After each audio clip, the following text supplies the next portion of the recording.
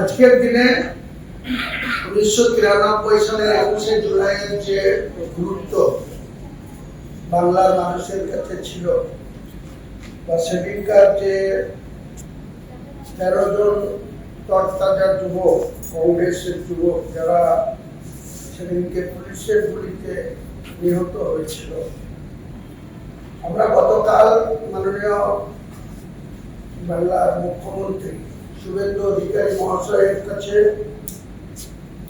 এই 21শে জুলাইয়ের ঘটনা কি ঘটেছিল এবং তা নিয়ে একজন প্রাক্তন বিচারপতি সুশান্ত চ্যাটার্জি মহাশয়ের যে কমিটি, সেই কমিটির যে সমস্ত অ্যাডভাইস করেছিল বা সুপারিশ করেছিল, সেই সুপারিশ নিয়ে যে তথ্য বাংলার মানুষকে বাংলার মুখ্যমন্ত্রী দিয়েছেন বিধানসভায় দাঁড়িয়ে, তাতে এটুকু মনে হয়েছে যে বাংলার 15 বছরের যিনি মুখ্যমন্ত্রী আর 1993 সালে বাংলার প্রদেশ সভানেত্রী কংগ্রেস দলের, তিনার যে আন্দোলন, তিনার যে মহাকরণ অভিযান, তার আসল উদ্দেশ্য ছিল রাজনৈতিক অ্যাডভান্টেজ পাওয়া বা রাজনৈতিকভাবে তৎকালীন জ্যোতিবাবুর যে সরকার, সেই সরকারের বিরুদ্ধে আন্দোলন করতে গিয়ে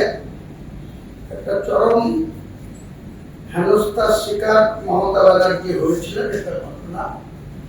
এবং তৎকালীন লেফট ফ্রন্ট সরকারের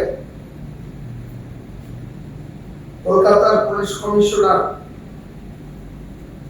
মিস্টার তালুকদার থেকে শুরু করে সেই সময় যে পুলিশের গুলি চালানো, যেটা গতকালকে মুখ্যমন্ত্রী যেটা প্রকাশ করেছেন, তার সারমর্ম এটাই বোঝা যায় যে মমতা বন্দ্যোপাধ্যায় যে সমস্ত শহীদরা সেদিন নিজেও মারাত্মকভাবে ইনজোর হয়েছিলেন এবং যে 13 জন শহীদ হয়েছিলেন, সেই সমস্ত শহীদদের তিনি মনে প্রাণে কোনো মর্যাদা দিতে চাননি। যদি সেটা দিতে চাইতেন তাহলে নিশ্চয়ই বর্তমান মুখ্যমন্ত্রী একসময়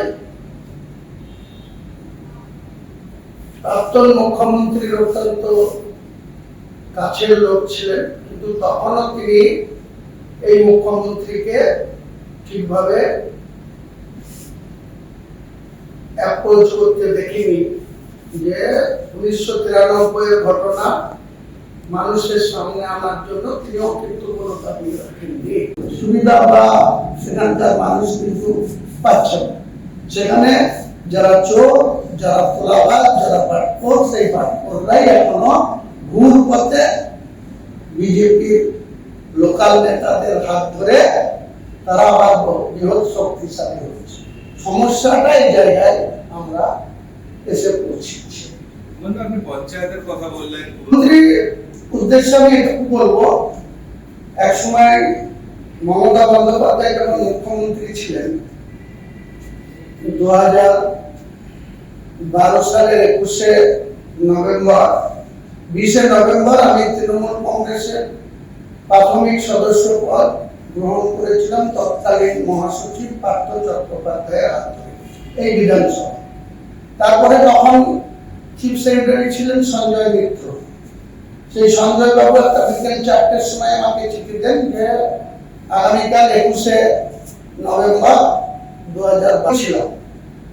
তো তারপরে ঠিক 2.5 মাসের মধ্যে, তখন তৎকালীন মনমোহন সিং এর সরকার চলছিল, অধীর রঞ্জন চৌধুরী প্রদেশ সভাপতি প্লাস রেলের রাষ্ট্রমন্ত্রী ছিল।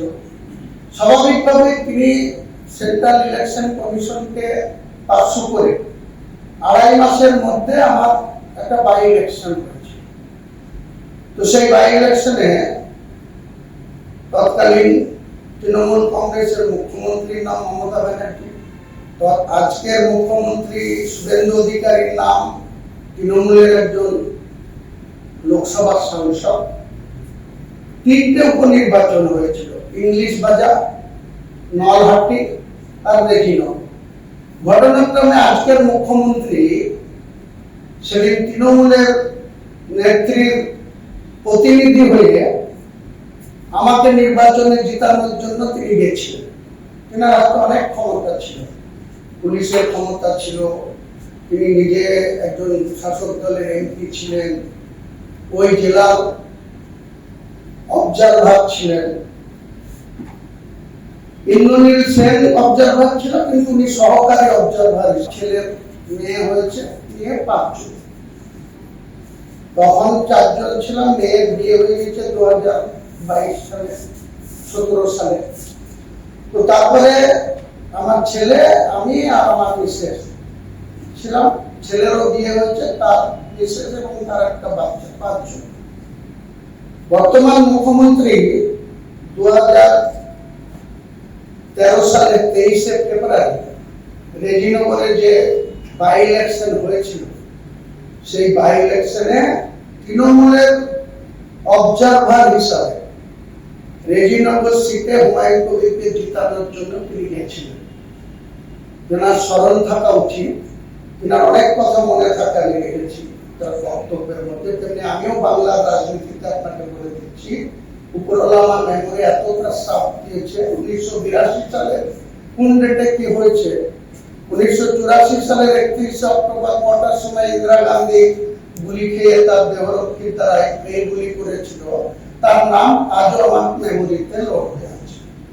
তো নিশ্চয়ই মুখ্যমন্ত্রী সেদিন হুমায়ুন কবিরকে জিতানোর জন্য, মমতা ব্যানার্জির প্রতীক নিয়ে জিতানোর জন্য সেখানে গিয়েছিলেন। সেদিন কিন্তু অধীর রঞ্জন চৌধুরী লোকসভার নেতা ছিলেন না, কিন্তু এমপি ছিলেন এবং রেলের রাষ্ট্রমন্ত্রী ছিলেন।